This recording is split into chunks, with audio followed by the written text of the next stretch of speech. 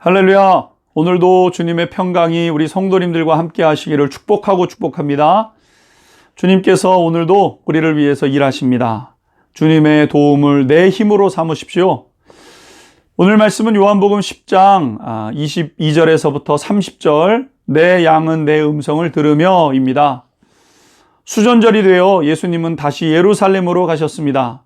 수전절은 닦을 숫자에 대궐전자, 마디절자를 쓰면서 성전을 닦은 절기라고 표기됩니다. 헬라어로는 엔카이니아, 히브리어는 하누카 이렇게 표현이 되는데 재건, 봉헌 이런 뜻을 가지고 있습니다. 유대인들이 헬라 시대에 셀루쿠스 왕조의 안티오쿠스 4세에 의해 성전이 더럽혀지는 사건이 있었습니다. 그런데 그것을 다시 회복해서 하나님께 바친 것을 기념하는 절기가 수전절이었습니다. 이스라엘 백성들은 성전을 잃은 후에야 비로소 성전이 얼마나 중요한 것인지를 깨닫게 되었습니다. 이스라엘 백성들에게 있어서 성전은 신앙의 중심이었고 삶의 중심이었던 것이죠. 수전절이 이르렀을 때에 예수님은 성전 안에 계셨던 것입니다. 유대인들이 예수님을 애워싸고 예수님을 공격했다고 했습니다. 22절에서 24절을 보십시오. 예루살렘의 수전절이 이르니 때는 겨울이라 예수께서 성전 안 솔로몬 행각에서 거니시니 유대인들이 애워싸고 이르되 당신이 언제까지나 우리의 마음을 의혹하게 하려 하나이까 그리스도이면 밝히 말씀하소서 하니 당시의 유대인들은 예수님을 개혁적인 분으로 이해하고 있었습니다. 유대인들은 그런 예수님 때문에 결국 유대교가 위협을 받을 것이라고 생각했습니다. 그러나 반대였습니다. 예수님은 절기를 누구보다도 철저하게 지키셨고 전통을 중요하게 여기셨습니다.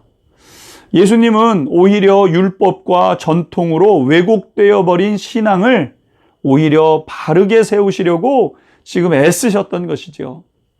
사랑하는 성도 여러분, 우리는 하나님의 말씀을 그대로 지켜야 하고 더 나아가 율법의 정신을 이해하고 그 정신을 온전히 살아내는 성도가 되어야 됩니다.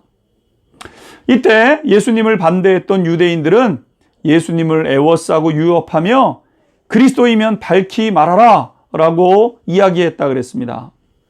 그런데 여러분, 예수님은 이미 이전부터 예수님께서 예수님의 정체성에 대해서 밝혀오셨고 숨기지 않으셨었죠. 이들의 이러한 태도는 예수님의 잘못에 대해 책잡으려고 하는 의도였던 것입니다. 지금 왜 유대인들이 이러한 모습으로 예수님을 대하고 있습니까? 마음이 삐뚤어졌기 때문입니다. 마음이 삐뚤어지면 귀가 닫혀버리고 듣고 싶은 것만 듣게 되는 것이죠.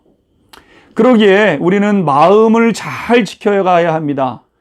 무릇 지킬 만한 것보다 내 마음을 지키라고, 마음을 바르게 하라고 성경에서 말씀했던 것이죠. 예수님은 그런 사람들에게 이렇게 말씀하셨습니다. 26절, 27절입니다. 너희가 내 양이 아니므로 믿지 아니하는도다. 내 양은 내 음성을 들으며 나는 그들을 알며 그들은 나를 따르느니라. 이들은 주님의 음성을 듣지 않았습니다. 마음이 닫혀 있었기 때문이고 영적으로는 그들은 이미 마귀의 자식처럼 생각이 굳어 있었기 때문이죠. 예수님은 예수님의 양은 예수님의 음성을 듣고 그분을 안다고 하셨습니다. 우리는 예수님의 음성을 듣습니다. 얼마나 복되고 복된 걸음인지 모릅니다. 이로 인해 우리는 참된 소망과 담대한 믿음의 길을 걸을 수 있게 되었고 마침내 예비된 은혜 가운데 확고하게 서게 될 사람들이죠. 사랑하는 성도 여러분, 오늘도 믿는 자로 서 계십시오. 알곡으로 주님의 음성을 듣는 양으로 서 계십시오. 주님의 음성을 듣는 것을 기뻐하십시오. 복된 길을 걸어가는 성도님들이 되시기를 축복합니다. 기도하겠습니다. 주님, 오늘도 주님의 음성 듣기를 원합니다. 주님의 뜻대로 인도하여 주옵소서. 예수 그리스도의 이름으로 기도하옵나이다. 아멘.